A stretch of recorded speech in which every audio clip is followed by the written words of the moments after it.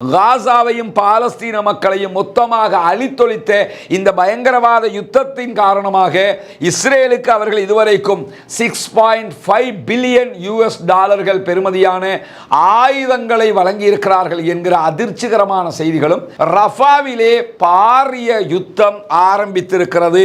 இந்த இரண்டு பேருடைய மரணம் என்பது காசா விவகாரத்தில் பின்னடைவை உண்டாக்கி விடுமோ என்கிற அச்சம் எழுந்த நேரத்தில், இப்படியான நேரத்தில் தான் நாளைய தினம், அதாவது வெள்ளிக்கிழமை நாளிலே 28ஆம் தேதி ஈரானிலே புதிய ஜனாதிபதிக்கான தேர்தல் நடத்தப்பட இருக்கிறது. அந்த தேர்தலிலே இந்த 6 பேர் போட்டியிடுகிறார்கள் என்கிற செய்திகள் வெளியாகி இருக்கிறது. அமெரிக்க எதிர்ப்பு, இஸ்ரேலிய எதிர்ப்பு, இரண்டாவது பாலஸ்தீன ஆதரவு. பொறுத்திருந்து பார்ப்போம் இந்த 6 பேரில் ஆட்சியை கைப்பற்ற போகிறவர் யார் என்று.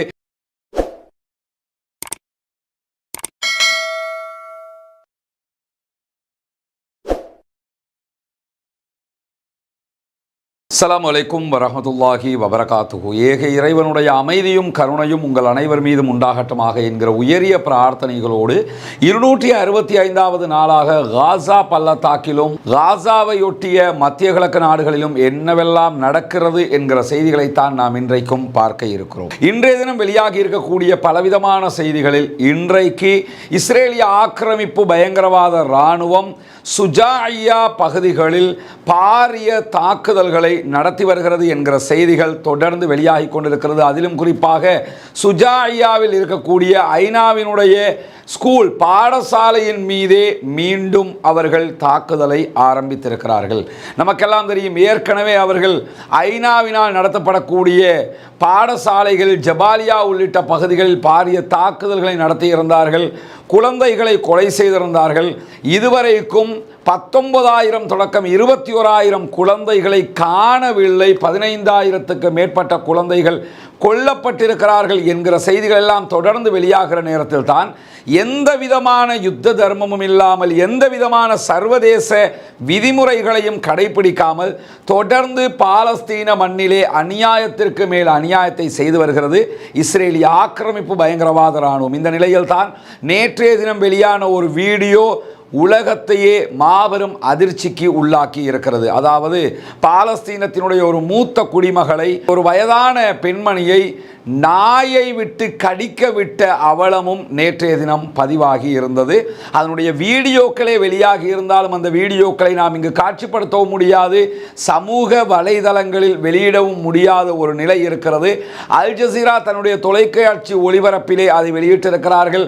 அதே போன்று பிரஸ் டிவி உள்ளிட்ட தொலைக்காட்சிகளும் அதை வெளியிட்டிருக்கிறார்கள். நமக்கெல்லாம் தெரியும், ஈராக்கிலே நடந்த அநியாயங்கள், அதைத் தொடர்ந்து ஆப்கானிலே நடந்த அநியாயங்கள். இந்த அநியாயங்களின் போதெல்லாம் குவாண்டனாமோ சிறைச்சாலையிலே இஸ்லாமியர்கள் அடைத்து வைக்கப்பட்டு அவர்களுக்கு நடந்த கொடுமைகள் இன்றைக்கு மனதிலிருந்து அகன்று போகிற அநியாயங்கள் அல்ல. இந்த நிலையில் தான் அங்கே இருந்த குவாண்டனாமோ சிறை கைதிகளை நாயை விட்டு நிர்வாணப்படுத்தி நாயை விட்டு கடிக்க விட்ட சம்பவங்கள் எல்லாம் பதிவாகி இருந்தது. அதே போன்று இங்கே வயதான மூதாட்டியின் மீது நாயை, அதிலும் குறிப்பாக இஸ்ரேலிய ஆக்கிரமிப்பு பயங்கரவாத இராணுவத்தினுடைய இராணுவம் பயன்படுத்துகிற பயங்கரமான வெறி கொண்ட நாயை விட்டு கடிக்க விட்டிருக்கிறார்கள் என்கிற உள்ளத்தை பிசைந்தெடுக்கக்கூடிய பயங்கரமான செய்தியும் இன்றைக்கு வெளியாகி இருக்கிறது. அவர்கள் இன்னும் என்னவென்னவெல்லாம் துன்பங்களை உணரப்போகிறார்கள், சந்திக்கப் போகிறார்கள் என்பதுதான் மிக மிக கவலையானது. நாங்கள் துன்பங்களை சந்திக்காத நாட்களே இல்லை. துன்பம் என்பது எங்கள் வாழ்வில் பழக்கப்பட்ட அன்றாட செயல்பாடுகளில் ஒன்றாக மாறிவிட்டது என்று இன்றைக்கும் தேர் அல் பலா பகுதிகளில் இருக்கக்கூடிய தாய்மார்கள் அழுது புலம்புகிற காட்சிகளை அல் ஜசீரா தன்னுடைய ஊடக பக்கத்திலே வெளியிட்டிருப்பதை நாம் பார்க்க முடியும்.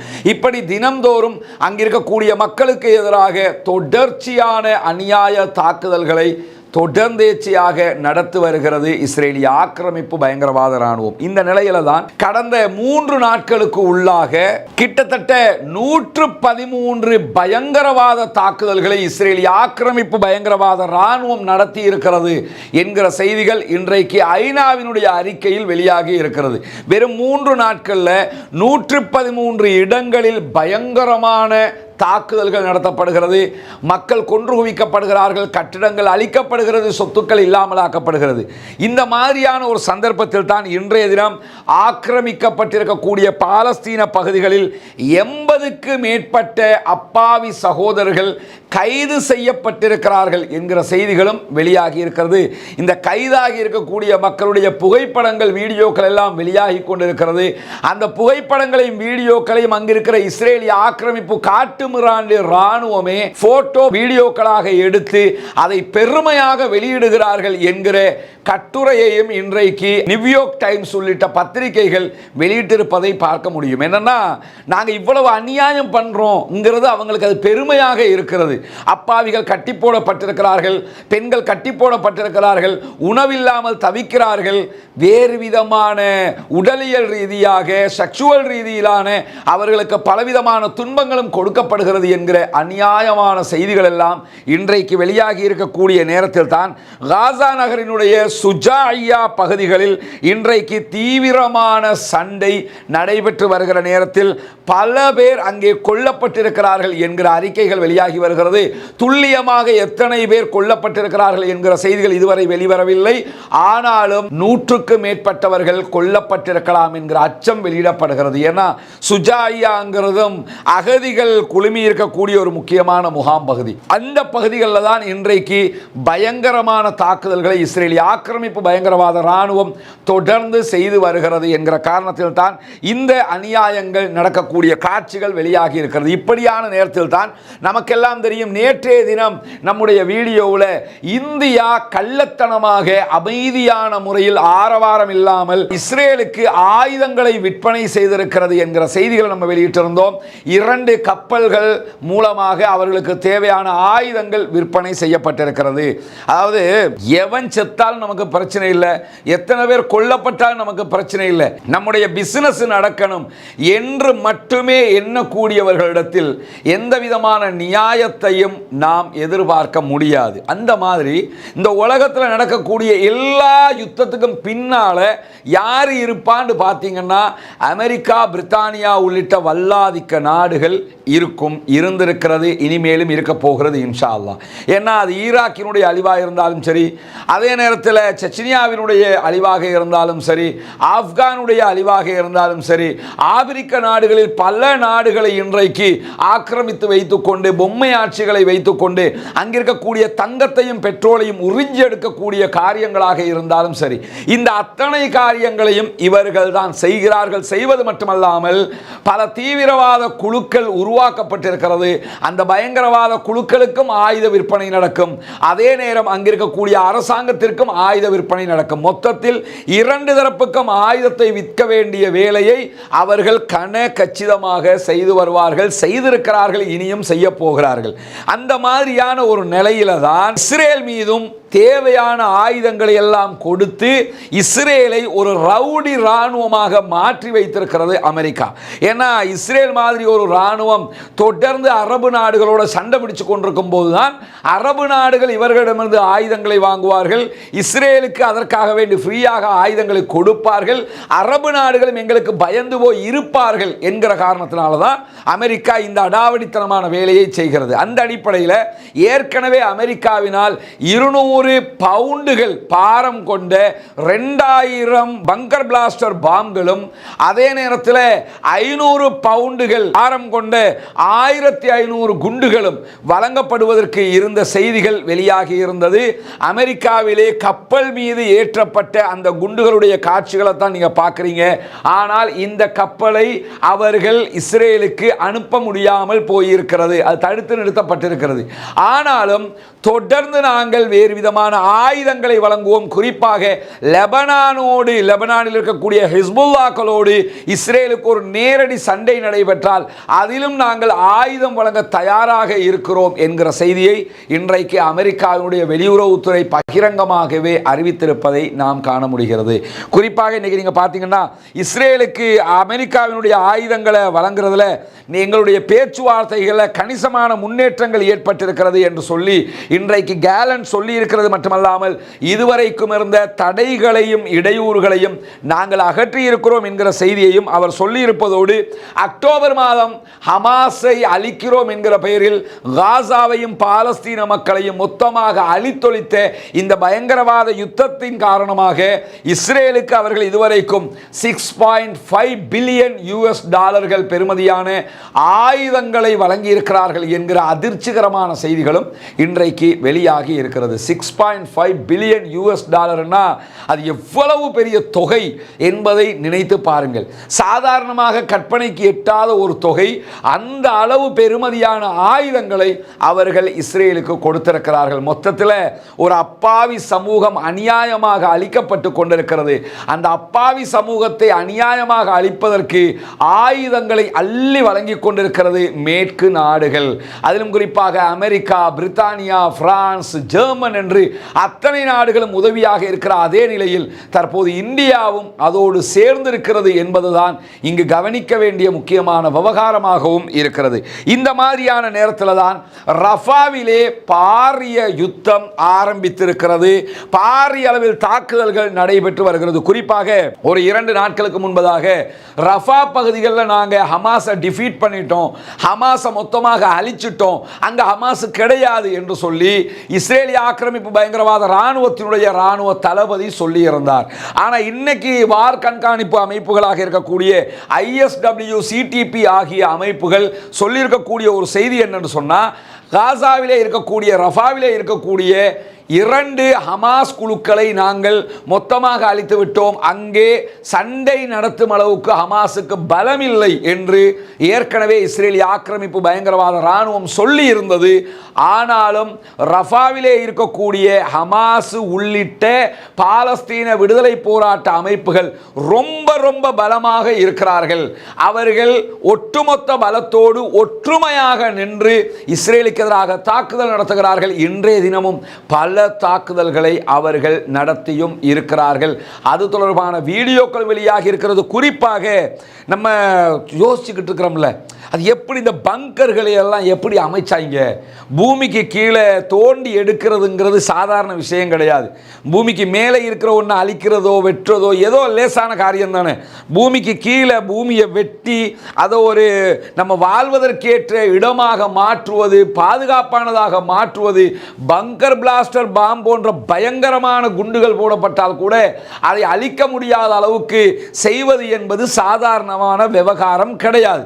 ரொம்ப கடினமான விவகாரம். ஆனால் நேற்றைய தினம் கஸ்ஸாம் பிரிகேட் வெளியிட்டிருக்கக்கூடிய ஒரு வீடியோவில் அவர்கள் வெளியிலே வரக்கூடிய, அதாவது வீடுகளுக்கு வெளியிலே இருக்கக்கூடிய ரோட்டில் வரக்கூடிய இஸ்ரேலிய ஆக்கிரமிப்பு பயங்கரவாத இராணுவத்தினுடைய 2 வெஹிக்கிள்கள், மெர்காவா டேங்க் ஒன்றும் அதே நேரத்தில் ஒரு D9 புல்டோசர் ஒன்றையும் அவர்கள் அழிக்கிறார்கள்.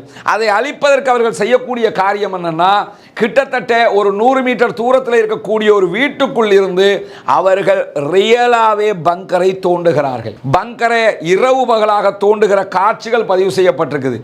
பதிவு செய்து அதை வெளியிட்டும் இருக்கிறார்கள். பங்கரை தோண்டி உள்ள போய் தான் என்ன பண்றாங்கன்னா, தேவையான தாக்குதலை நடத்துவதற்குரிய ஏற்பாட்டை அவர்கள் பூமிக்கு கீழாக சென்று குறித்த இடத்துல செய்யறாங்க. அதை அவர்கள் வெளியிட்டிருப்பதை நம்ம பார்க்க முடியும். இதுல இருந்து நமக்கு என்ன தெரியுதுன்னு கேட்டா, நமக்கு தான் அது ஒரு கடினமான காரியமாக தெரிகிறது. ஆனால் அவர்களுக்கு அது பழக்கப்பட்ட காரியம். அசால்ட்டாக புல்டோசரை வச்சு செய்ய வேண்டிய வேலைகளை எல்லாம் அசால்ட்டாக கொண்டு வந்து தங்களிடம் இருக்கக்கூடிய சில ஆயுதங்களை வைத்துக்கொண்டு என்ன மெட்டீரியல்களை வச்சுக்கொண்டு அந்த பங்கரை தோண்டி உள்ள நுழைகிற காட்சிகள் பதிவு செய்யப்பட்டிருக்கிறது. நம்ம பின்னாடி பார்க்க போறோம் வீடியோவில். அப்படி இருக்கும்போது இந்த மாதிரியான திட்டமிட்ட தாக்குதல்களை இஸ்ரேலுக்கு எதிராக அவர்கள் நடத்தி கொண்டிருக்கிறார்கள். குறிப்பாக 4 தனித்தனி பிரிவுகள் ரஃபா பகுதிகளிலே பயங்கரமான தாக்குதல்களை இஸ்ரேலுக்கு எதிராக நடத்துகிறது என்கிற செய்திகளையும் இன்றைக்கு ISW, CTP ஆகிய வார் கண்காணிப்பு அமைப்புகளும் வெளியிட்டிருக்கிற அதே நேரத்தில் அல் அக்ஸா தியாகிகள் படைப்பிரிவு இன்றைக்கு ஒரு முக்கியமான செய்தியை வெளியிட்டிருக்கிறார்கள். நாங்கள் உமர் அல் காசிம் படைப்பிரிவுகளோடு இணைந்து இஸ்ரேலிய ஆக்கிரமிப்பு பயங்கரவாத ராணுவத்தினுடைய ஜிகிம் ராணுவ தளத்தின் மீது ஏவுகணை தாக்குதல்களையும் குண்டு தாக்குதல்களையும் நடத்தியிருக்கிறோம் என்கிற செய்திகளை அவர்கள் இன்றைக்கு வெளியிட்டிருக்கிறார்கள். ஜிகிம் இராணுவ தளம் என்பது மிக முக்கியமான அவர்களுடைய ஒரு இராணுவ தளம். அந்த இராணுவ தளத்தின் மீது மிக துல்லியமான தாக்குதல்களை அவர்கள் நடத்தியிருக்கிறார்கள். அதே போன்று அதே அக்ஸா படைப்பிரிவு இன்றைக்கு நடத்தியிருக்கக்கூடிய மிக முக்கியமான ஒரு தாக்குதல் தான் ஜெனினிலே நடைபெற்ற ஜெனினில் இருக்கக்கூடிய ஜெனின் பிரிகேடோடு இணைந்து நடத்தியிருக்கக்கூடிய ஒரு தாக்குதல்.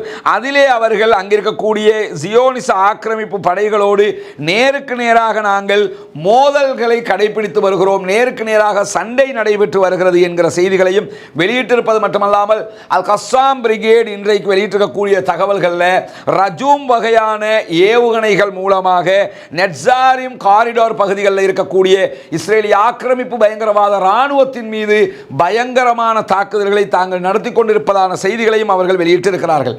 அதே மாதிரி பார்த்தீங்கன்னா கஸ்ஸாம் பிரிகேட் இன்றைக்கு வெளியிட்டிருக்கக்கூடிய இன்னொரு செய்திகளில் ரஃபா நகரத்துக்கு கிழக்கு பகுதிகளில் இருக்கக்கூடிய அல் சுபைலி என்கிற ஒரு பள்ளிவாயல், அந்த பள்ளிவாயல் பகுதிகளில் குழுமியிருந்த இஸ்ரேலிய ஆக்கிரமிப்பு பயங்கரவாத இராணுவத்தினுடைய ஃபோர்ஸஸ் மீது துப்பாக்கி சூடு நடத்தி இருக்கிறோம், அதிலே ஒருவன் செத்தும் இருக்கிறான் என்கிற செய்திகளையும் வெளியிட்டிருக்கிறார்கள்.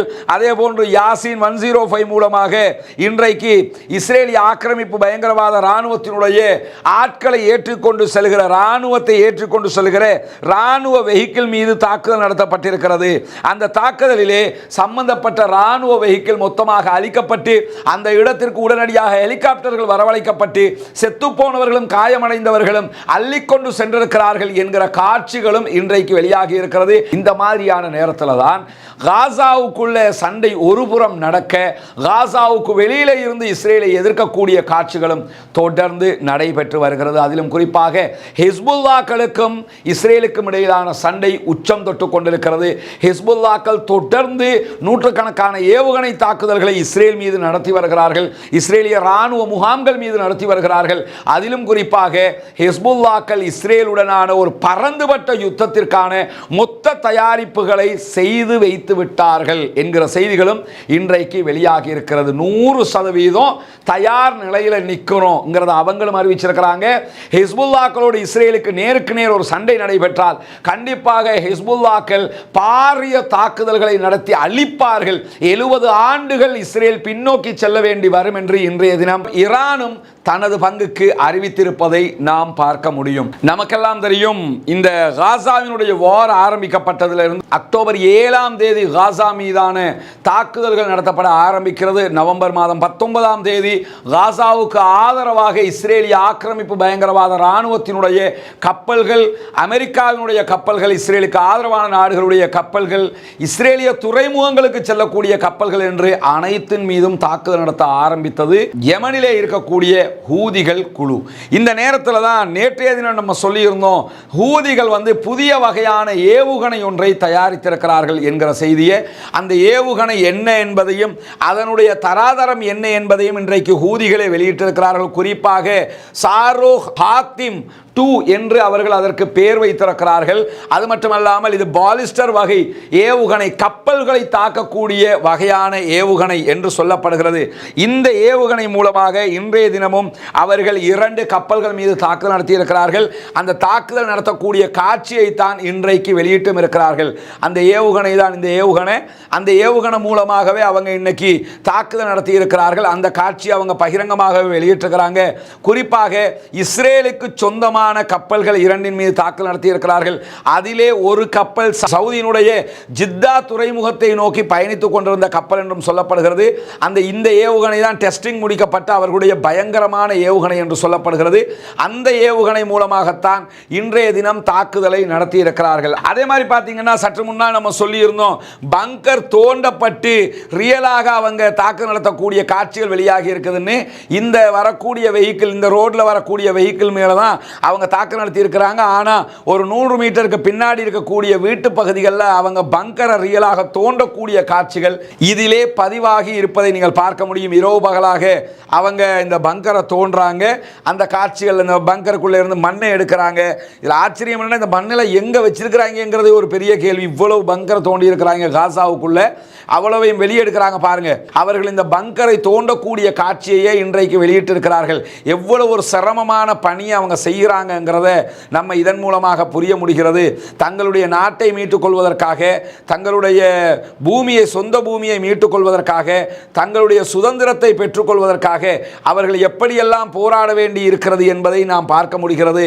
அதாவது ஆயுதம் ஏந்தி இஸ்ரேலிய இராணுவத்தோடு சண்டையிடுவது ஒருபுறம் இருந்தாலும், மறுபுறமாக இப்படி இரவு பகலாக கஷ்டப்பட்டுத்தான் அந்த தாக்குதல்களையும் அவர்கள் நடத்த வேண்டி இருக்கிறது என்பதையும் நாம் அவதானிக்க முடிகிறது. இப்படி இன்றைய தினம் பாரிய தாக்குதல்கள் காசாவுக்குள்ளும் காசாவுக்கு வெளியிலும் இஸ்ரேலிய ஆக்கிரமிப்பு பயங்கரவாத இராணுவத்திற்கு எதிராக தொடர்ந்து நடத்தப்பட்டு வருகிற நிலையில் தான் இன்றைக்கு இன்னும் ஒரு செய்தியையும் நாம் பார்க்க இருக்கிறோம். நமக்கெல்லாம் தெரியும், ஈரானுடைய முன்னாள் ஜனாதிபதி இப்ராஹிம் ரைசி அவர்கள் கடந்த மாதம் விமான விபத்திலே, ஹெலிகாப்டர் விபத்திலே மரணம் அடைந்திருந்தார். இப்ராஹிம் ரைசியினுடைய மரணம் என்பது இந்த காசா விவகாரத்தில் பாலஸ்தீனத்தை ஆதரிக்கக்கூடிய அத்தனை பேருக்கும் ஒரு கவலையை உண்டாக்கி ஒரு மரணமாக அமைந்திருந்தது. அதற்கான காரணம் என்னென்று கேட்டால், காசாவிலே இருக்கக்கூடிய அப்பாவிகளுக்கு ஆதரவாக வெளிப்படையாகவே ஆதரவு தெரிவிக்கக்கூடிய ஒரு நாடாக ஈரான் இருந்தது மட்டுமல்லாமல், வரலாற்றின் முதல் தடவையாக இஸ்ரேலுக்கு எதிராக ஒரே நேரத்தில் 300க்கும் மேற்பட்ட ட்ரோன் தாக்குதல்களையும் அவர்கள் நடத்தியிருந்தார்கள். இப்ராஹிம் ரைசியினுடைய அரசாங்கம் தான் அந்த தாக்குதலையும் நடத்தியிருந்தது. வெளிப்படையாகவே நாங்கள் காசா பக்கம் தான் நிற்கிறோம், ஹமாஸ் பக்கம் தான் நிற்கிறோம் என்பதையெல்லாம் பலவிடுத்தம் அவர்கள் அறிவித்தும் இருந்தார்கள். இந்த நிலையில் தான் எதிர்பார்க்காத விதமாக அவருடைய மரணம் நிகழ்ந்தது. அவர் மட்டுமல்ல, அதிலே பயணித்தவர்களில் மிக முக்கியமானவர் ஈரானுடைய வெளிவிவகார அமைச்சர் அப்துல்லாஹியன், அவரும் அதிலே கொல்லப்பட்டிருந்தார். இந்த இரண்டு பேருடைய மரணம் என்பது காசா விவகாரத்தில் பின்னடைவை உண்டாக்கி விடுமோ என்கிற அச்சம் எழுந்த நேரத்தில், இல்லை இல்லை, நாங்கள் எப்போதும் எங்களுடைய ஸ்டாண்டை மாற்றப் போவதில்லை என்பதை தெளிவாக தெரிவித்து இன்னும் காசாவுக்கான உதவிகளை, மொத்தமாக இராணுவ உதவிகளை செய்து கொண்டிருக்கிறது ஈரான். குறிப்பாக இஸ்மாயில் ஹனியா உள்ளிட்ட ஹமாஸினுடைய தலைவர்களோடு நேரடியாகவே சந்தித்து பேச்சுவார்த்தைகளை நடத்தி என்ன நடக்கிறது என்கிற விவகாரங்களை எல்லாம் வெளிப்படையாக கேட்டு அறிந்து கொண்டு அதற்கான காரியங்களை நாங்கள் செய்து கொண்டிருக்கிறோம் என்பதை அவர்கள் உலகத்திற்கே வெளிப்படுத்தி கொண்டிருக்கிறார்கள். இப்படியான நிலையில தான் இப்ராஹிம் ரைசியினுடைய மரணத்திற்கு பிறகு சரியாக 52 நாட்களுக்குள்ளாக புதிய ஜனாதிபதியை தேர்ந்தெடுக்க வேண்டிய ஒரு தேவை அந்த நாட்டுக்கு இருக்கிறது. அதாவது ஈரான்ல ஜனாதிபதி, இப்படி ஜனாதிபதிக்கு தவிர்க்க முடியாத ஒரு நிலை ஏற்பட்டால் உடனடியாக துணை ஜனாதிபதி ஜனாதிபதி பொறுப்பை ஏற்றுக்கொள்வார். அதே நேரத்தில் ஒரு தற்காலிக கேபினட் ஒன்று, அமைச்சரவை ஒன்று அமைக்கப்படும். 52 நாட்களுக்குள்ளாக உத்தியோகபூர்வமாக உடனடியாக தேர்தல் நடத்தப்பட்டு புதிய அரசாங்கம் தேர்ந்தெடுக்கப்பட வேண்டும் என்பது ஈரானுடைய கான்ஸ்டிடியூஷனல் லோவாக இருக்கிறது, அவர்களுடைய அரசியல் யாப்பாக இருக்கிறது. இப்படியான நேரத்தில் தான் நாளைய தினம், அதாவது வெள்ளிக்கிழமை நாளிலே 28ஆம் தேதி ஈரானிலே புதிய ஜனாதிபதிக்கான தேர்தல் நடத்தப்பட இருக்கிறது. அந்த தேர்தலிலே இந்த 6 பேர் போட்டியிடுகிறார்கள் என்கிற செய்திகள் வெளியாகி இருக்கிறது. இந்த 6 பேரை பற்றிய செய்திகளையும் நம்ம பின்னாடி பார்க்க இருக்கிறோம். குறிப்பாக இந்த 6 பேரும் போட்டியிடுவதற்கான அனுமதியை ஆயத்துல்லா அலி ஹாமனி தற்போது வழங்கியிருக்கிறார். அவர்களுடைய முதன்மையான அதிகார பீடமாக அவருடைய அதிகார பீடம் தான் இருக்கிறது. ஜனாதிபதி என்பது ஈரானுடைய 2வது அதிகார பீடமாகத்தான் இருக்கிறது. எனவே 2வது அதிகார பீடத்திற்கான பொறுப்பாளரை தேர்வு செய்கிற ஜனாதிபதி தேர்தல் தான் இந்த தேர்தல். இதில் என்ன கவனிக்கணும்னா, ஈரானை பற்றி நமக்கு தெரியும், ஒட்டுமொத்தமாக ஷியாக்களை முழுமையாக கொண்டிருக்கக்கூடிய ஒரு நாடு. மைனாரிட்டி கம்யூனிட்டியாக அங்கே சன்னி முஸ்லிம்கள் இருக்கிறார்கள். அப்படியான ஒரு நேரத்தில் இந்த கேண்டிடேட்ல யாருமே சன்னி முஸ்லிம்கள் இல்லை என்பதையும் இங்கே நாம் கவனிக்க வேண்டியிருக்கிறது. ஏன்னு கேட்டால், அங்க சன்னி முஸ்லிம்களுக்கு இந்த தேர்தலில் வந்து போட்டியிடுகிற அளவுக்கு அனுமதிகள் கொடுக்கப்பட்டதும் கிடையாது. ஏன்னா இந்த யாரு கேண்டிடேட்டாக வரணுங்கிறத இறுதியாக தீர்மானிக்க போகிறவர் இதற்கு மேல்மட்டத்தில் இருக்கக்கூடிய அதிகார பீடமாக இருக்கிற ஹாமனி அவர்கள் தான். அவருடைய தீர்மானத்தின் அடிப்படையில் தான் இந்த 6 பேர் தற்போது களத்திலே நிற்கிறார்கள். இதிலே தானும் போட்டியிடப் போவதாக ஈரானுடைய முன்னாள் ஜனாதிபதியாக இருந்த அஹமதி நஜாதி அவர்களும் அறிவித்திருந்த நிலையில், அஹமதி நஜாதி அவர்கள் இந்த தேர்தலில் போட்டியாளராக இறுதி போட்டியாளர் லிஸ்டிலே கிடையாது என்பதை நாம் கவனிக்க வேண்டும். இந்த இடத்துல இந்த தேர்தல் எதை மையப்படுத்தி இருக்கிறது என்பது மிக முக்கியமானது. ஈரானுடைய தேர்தலில் தேர்தல் கள பிரச்சாரமாக அமைந்திருந்தது 2 முக்கியமான விவகாரங்கள். ஒன்று அமெரிக்க எதிர்ப்பு, இஸ்ரேலிய எதிர்ப்பு, 2வது பாலஸ்தீன ஆதரவு. இந்த 2ம் தான் மிக முக்கியமானதாக கடைபிடிக்கப்பட்டு வருகிறது. ஈரான் மேல இந்த சர்வதேச ஊடகங்கள் இந்த எலெக்ஷனை பற்றி பற்றி சொல்லும் போதே என்ன சொல்லுவாங்கன்னா, பழமைவாத சிந்தனை கொண்டவர்கள் மீண்டும் ஆட்சி பீடம் ஏறலாம் என்கிற ஒரு செய்தியை தொடர்ந்து CNN, BBC இப்படி பல ஊடகங்களும் வெளியிடுகிற காட்சியை நீங்க பார்க்கலாம். பழமைவாத சிந்தனை என்று அவர்கள் எதை சொல்லுகிறார்கள்? இதுல ஒரு தெளிவான முடிவை நீங்க எடுத்துக்கணும். ஷியா சன்னி என்பதை தாண்டி வெஸ்ட்டை பொறுத்தவரையில், மேற்கு நாடுகளை பொறுத்தவரையில் இஸ்லாம் என்பதே பழமைவாத சிந்தனை தான். யாராவது முஸ்லீம் என்று சொல்லிக்கிட்டீங்கன்னா, இஸ்லாம் என்று சொல்லிக்கிட்டீங்கன்னா, இஸ்லாமியர்களை முஸ்லீம்களை அவர்கள் சர்வதேசத்துக்கு எப்படி காட்டினாங்கன்னா, இவர்கள் பழமைவாதிகள், முரண்டு பிடித்தவர்கள், இவர்கள் மூர்க்கத்தனமானவர்கள், கொடூரமானவர்கள், பயங்கரவாதிகள், கொலைகாரர்கள், கொள்ளைக்காரர்கள் என்கிற ரேஞ்சில் தான் இஸ்லாமியர்களை அவர்கள் இவ்வளவு காலம் காட்டி இருந்தார்கள். ஆனால் அல்லாஹ்வினுடைய உதவி, இந்த காசாவினுடைய விவகாரம் வந்ததற்கு பிறகு யூதர்கள் என்றால் யார், அமெரிக்கா என்றால் யார், பாலஸ்தீனர்கள் என்றால் யார், இஸ்லாமியர்கள் என்றால் யார் என்கிற செய்திகள் உலக மக்கள் அத்தனை பேருக்கும் தெரிய வந்திருக்கிறது. இந்த நிலையிலும் தான் மீண்டும் பழமைவாதம் என்கிற வார்த்தையை அவர்கள் வெளியிட ஆரம்பித்திருக்கிறார்கள். அதற்கு ஒரு காரணம் இருக்கிறது. என்னன்னா, ஈரானுக்குள்ள ஹிஜாப் பிரச்சனை மிக முக்கியமான ஒரு பிரச்சனையாக மாறி இருக்கிறது.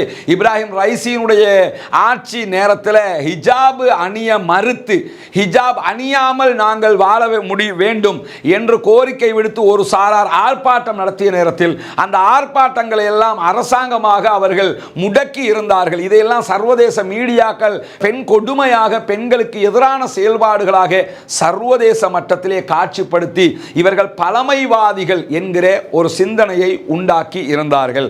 இந்த நிலையில தான் பழமைவாத அரசாங்கம், பழமைவாத ஆட்சி என்கிற வார்த்தைகளை அவங்க சொல்லிக் கொண்டிருக்கிறாங்களே தவிர, இதுல ஆமா ஈரான்டா இப்படி என்கிற பார்வையை தவிர்த்து, அவன் பார்வையில் ஈரான் மட்டுமில்லை, சவுதியும் பழமைவாத ஆட்சி தான்.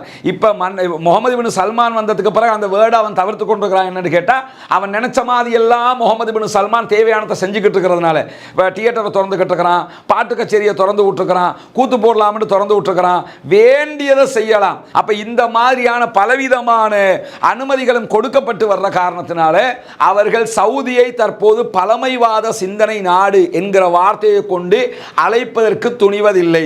அதுவல்லாமல் பல இஸ்லாமிய நாடுகளையும் இன்றைக்கு அவர்கள் சொல்லிக் கொண்டுதான் இருக்கிறார்கள். குறிப்பாக ஈரானை அப்படி சொல்கிறார்கள். இதை கவனித்துக் கொள்ளுங்கள். இந்த நேரத்தில் தான் நாளைய தினம் ஈரானிலே ஜனாதிபதி தேர்தல் நடைபெற இருக்கிறது. 2025 நடத்தப்பட வேண்டிய ஜனாதிபதி தேர்தல் தான் இப்ராஹிம் ரைசியினுடைய மரணம் காரணமாக முன்கூட்டியே நடத்தப்படுகிறது. இஸ்ரேலுக்கும் தெஹ்ரானுடைய, அதாவது ஈரானுடைய கூட்டாளியான ஹமாஸுக்கும் இடையிலான காசா போர்ல பாரிய பதட்டங்கள் இருக்கக்கூடிய இந்த நிலையில தான் இந்த தேர்தல் நடத்தப்பட இருக்கிறது. சர்வதேச பொருளாதார தடைகளை எல்லாம் ஈரான் எதிர்கொண்டு வரக்கூடிய ஒரு நேரம். இந்த சவாலான நேரத்தில் இந்த வாக்கெடுப்பு நடைபெற இருக்கிறது. குறிப்பாக ஈரானுடைய எதிரியும் இஸ்ரேலுடைய கூட்டாளியுமாக இருக்கக்கூடிய அமெரிக்காவில் தேர்தல் நடத்தப்படுவதற்கு இன்னும் 5 மாதங்கள் இருக்கிற நிலையில தான் முன்கூட்டியே ஈரானிலே தேர்தல் வருகிறது. அது மட்டுமல்லாமல் ஈரானுடைய இரண்டாவது மிக உயர்ந்த பதவிக்கான முன்னணி போட்டியாக இது இருக்கிறது. இதிலே போட்டியிடக்கூடிய 6 பேரையும் நீங்க எடுத்துக்கிட்டீங்கன்னா, முதலாவது முன்னாள் சபாநாயகர் முகமது பாக்கர் ஹலிபாப் இதிலே போட்டியிடுகிறார். அதே நேரத்தில் முன்னாள் நியூக்ளியர் நெகோசியேட்டராக இருந்த, அணுசக்தி தொடர்பான மிக முக்கியமான ஒரு அதிகாரியாக இருந்த சயீத் ஜலீலி அவர்கள் போட்டியிடுறாரு. அதே நேரத்தில் மசூத் பெஷக்ஷியன் போட்டியிடுகிறார். இவரை சர்வதேச ஊடகங்கள் என்ன பண்ணதுன்னு கேட்டா, இவர் பெரிய சீர்திருத்தவாதி அப்படின்னு சொல்லி, அவரை முகத்தை பார்த்தாலே தெரியும் சீர்திருத்தவாதியா இல்லையான்னு. ஆனா அவர் ஒரு பெரிய சீர்திருத்தவாதி அப்படின்னு சொல்லி சர்வதேச ஊடகங்கள் மசூத் பெஷக்ஷியனை பத்தி பேசுகிற காட்சிகளை பார்க்கலாம். அங்க சீர்திருத்தவாதி, சீர்திருத்த இல்லாதவாதி எல்லாம் கிடையாது. அவங்க ஏன் அந்த சீர்திருத்தவாதி முத்திரை ஏன் குத்த பார்க்கறாங்கன்னா, வெஸ்டுடைய ஆதரவு அவருக்கு இருக்கிறதுனால அந்த முத்திரையை அவருக்கு குத்தி இருக்கிறார்கள். அதே மாதிரி பார்த்தீங்கன்னா, தெஹ்ரானுடைய மேயராக இருந்த அலி ரேசா ஜகானி அவங்களும் போட்டியிடுறாரு. அதே மாதிரி ஒரு மதகுருவாக, ஷியா மதகுருவாக இருக்கக்கூடிய, இந்த தலப்பா போட்டி இருக்கிறாரா இல்லையா, இந்த ஷியா மதகுருவாக இருக்கக்கூடிய முஸ்தபா பூர் முஹம்மதி என்கிறவரும் தேர்தலிலே போட்டியிட்டுக் கொண்டிருக்கிறார். இந்த அதே நேரத்தில் தற்போதைய துணை ஜனாதிபதியாக இருக்கிற இப்ராஹிம் ரைசிக்கு பதிலாக ஆட்சி செய்து கொண்டிருக்கக்கூடிய அமீர் ஹுசைன் அவர்களும் இந்த தேர்தலிலே போட்டியிடுகிறார் என்கிற செய்திகளும் வெளியாகி இருக்கிறது. இந்த நேரத்தில் தான் இந்த ஈரானுடைய தேர்தல் நடைபெறக்கூடிய நேரத்தில் ஈரான் சந்திக்கக்கூடிய மிகப்பெரிய பிரச்சனைகள் ஒன்று ஈரானுக்குள்ளே இருக்கக்கூடிய உள்நாட்டு கிரைசிஸ். அதாவது அவங்க சர்வதேச மட்டத்தில் இராணுவ பலம் கொண்ட நாடு, சர்வதேச மட்டத்தில் எண்ணெய் வளம் மிக்க ஒரு நாடு என்கிற நிலையில் அவங்க உள்நாட்டு கிரைசிஸ்ல இருக்கிறாங்க என்கிற ஒரு குற்றச்சாட்டு அவர்கள் மேலே இருக்குது. இந்த கிரைசிஸை ஒன்று புரிஞ்சுக்கிறங்க, ஈரானில் இருக்கக்கூடிய கிரைசிஸுக்கும் நம்ம நாட்டில் வந்த கிரைசிஸுக்கும் வித்தியாசம் இருக்கிறது. அவங்க கிரைசிஸுக்கு ஆட்படுவதற்கான காரணம் என்னன்னு கேட்டால், அவர்களுடைய நாட்டினுடைய பணத்தினுடைய பெறுமதி டாலருடைய பெறுமதியோடு ஒப்பிடும்போது மிக மிக குறைவாக காட்சிப்படுத்தப்படுகிறது. ஏன்னா அவங்க டாலரில் பிஸ்னஸ் பண்ண மாட்டாங்க, பண்ணுவதற்கு தடையும் இருக்கிறது. அவங்க அந்த அமெரிக்காவுடனான பிரச்சனையில் ரஷ்யாவினுடைய கரன்சியிலே அவங்க பிஸ்னஸ் பண்ணிடுவாங்க. அதுவல்லாமல் கடந்த மாதம் மட்டுமே அவர்களுக்கு 30 பில்லியன்கள் வருமானம் இருக்கிறது என்கிற செய்திகள் எல்லாம் வெளியே. இவ்வளவு பிரச்சனை இருக்கிற நேரத்தில் 30 பில்லியன் வருமானம்ங்கிறது சாதாரணமான விஷயம் கிடையாது. அப்படியெல்லாம் இருக்கும்போது தான் உள்நாட்டில் கிரைசிஸ் இருக்கிறது என்கிற ஒரு செய்தியை சொல்றாங்க. நம்ம பார்த்த அளவில் இந்த பொருளாதார கிரைசிஸ்ங்கிறது ஈரான் மேல வலிந்து சொல்லப்படக்கூடிய ஒரு செய்தியாக இருக்குது. தவிர அப்படி ஒரு கிரைசிஸ் இருக்கிற ஒரு நாடு மாதிரி தெரியல. நம்ம தேடிய அளவில் அப்படி இல்லை. ஏன்னு கேட்டால் அதை வலிஞ்சு சொல்லி அவங்கள மட்டுப்படுத்துகிறதுக்காக ஒரு காரியத்தை உலகத்துக்கெல்லாம் ராணுவம் இருக்குது, ஆயுதம் இருக்குதுன்னு காட்டுறாங்க. ஆனால் உள்நாட்டில் மக்கள் சாப்பிட வழி இல்லாமல் இருக்கிறாங்க என்று காட்டினால்தான் ஈரானை இன்னும் சர்வதேச மட்டத்தில் தனிமைப்படுத்த முடியும் என்கிற இன்டர்நேஷனல் ஜியோ பாலிடிக்ஸ் ஒன்று அதிலே இருக்கிறது என்பதையும் நாம் கவனிக்க வேண்டும். இப்படியான நேரத்தில் தான் நாளைய தினம் இந்த தேர்தல் நடைபெற இருக்கிறது. பொறுத்திருந்து பார்ப்போம் இந்த 6 பேரில் ஆட்சியை கைப்பற்ற போகிறவர் யார் என்று. இதிலே இந்த 2 பேருக்கும் ஒரு முக்கியமான வரவேற்பு தொடர்ந்து ஈரானிய மக்கள் மத்தியிலே இருக்கிறது. ஏன்னு கேட்டால் இந்த 2 பேருமே வெஸ்ட்டுக்கு 100% எதிரானவர்கள். குறிப்பாக இவர் ஈரானுடைய புரட்சிகர இராணுவ பிரிவாக அறியப்படுகிற IRGC-னுடைய முன்னாள் அதிகாரியாக செயல்பட்டவர், அமெரிக்காவுக்கு எதிராக முற்றுமுழுதாக செயல்பட்டவர். அப்படியான ஒருவரும் தேர்தலிலே இருக்கிற நேரத்தில் தான் ஒரு மதகுருவும் களத்திற்கு வந்திருக்கிறார். இன்னும் சில பேரும் வந்திருக்கிறார்கள். நாளை வாக்கெடுப்பு நடத்தப்படுகிறது. என்ன நடக்கிறது என்று பார்ப்போம். ஆனால் ஒன்றை மட்டும் நீங்கள் புரிஞ்சுக்கிறணும், இந்த தேர்தலில் ஆள் மாறுகிற காரணத்தினால் அவங்க ஸ்டாண்டு மாறும் என்றெல்லாம் அர்த்தம் கிடையாது. அரச கொள்கையாகவே இஸ்ரேலிய எதிர்ப்பு, அமெரிக்க எதிர்ப்பு, அதே நேரத்தில் பாலஸ்தீன ஆதரவு என்பதை அவர்கள் வைத்துக் கொண்டிருக்கிறார்கள். தொடர்ந்தும் அவர்கள் அதை கடைபிடிப்பார்கள் என்று நம்பப்படுகிறது. பொறுத்திருந்து பார்ப்போம். நாளைய தினம் இந்த தேர்தல் நடத்தப்பட்டதற்கு பிறகு அதனுடைய முடிவுகள் என்ன, அதில் வெற்றி பெற்றவர் எப்படியானவர், என்னவெல்லாம் நடக்கலாம் என்கிற செய்திகளையும் நம்ம தொடர்ந்து பார்க்க இருக்கிற அதே நேரத்தில் பாலஸ்தீனம் வெற்றி பெற, பாலஸ்தீனம் சுதந்திரம் அடைய, பாலஸ்தீன மக்களும் நம்மை போன்று நிம்மதியானவர்களாக வாழ வேண்டும் என்று அல்லாஹ்விடத்திலே பிரார்த்தனை செய்ய மறந்து விடாதீர்கள். இஸ்ரேலுக்கும் இஸ்ரேலிய ஆக்கிரமிப்பு பயங்கரவாத இராணுவத்திற்கும் அவர்களுக்கு துணை போகிறவர்களுக்கும் எதிராக குனூத்து நாசிலாவை ஓதுவதற்கும் மறந்து விடாதீர்கள் என்கிற உயரிய கோரிக்கைகளோடு ஜனநாயக ரீதியாக அந்த மக்களுக்கு குரல் கொடுங்கள். ஜனநாயக ரீதியாக அந்த மக்களுக்காக பேசுங்கள். ஜனநாயக ரீதியாக அந்த மக்களுக்காக போராட முடியும். இந்த 3ஐ தவிர வேறு எதையும் நாம் செய்யக்கூடாது. செய்வதற்கு இஸ்லாம் நமக்கு எந்த விதமான அனுமதிகளையும் தரவில்லை. பயங்கரவாதம் ஒழிய வேண்டும், தீவிரவாதம் இல்லாதொழிக்கப்பட வேண்டும். இஸ்ரேலிய ஆக்கிரமிப்பு பயங்கரவாத இராணுவத்தினுடைய பயங்கரவாதமும் தீவிரவாதமும் இல்லாதொழிக்கப்பட்டு உலகத்திலே ஆயுத கலாச்சாரமற்ற அமைதியான மக்களாக அத்தனை பேரும் வாழ வேண்டும் என்பதுதான் அத்தனை பேருடைய உயரிய எதிர்பார்ப்பாகவும் இருக்கிறது. பொறுத்திருந்து பார்ப்போம். வல்ல ரஹ்மான் அனைத்திற்கும் பொறுப்பானவன் என்கிற செய்தியை கூறி நாளைய தினம் மேலதிக செய்திகளோடு சந்திப்போம். வாஹிர் தஅவானா அல்ஹம்துலில்லாஹி ரப்பில் ஆலமீன்.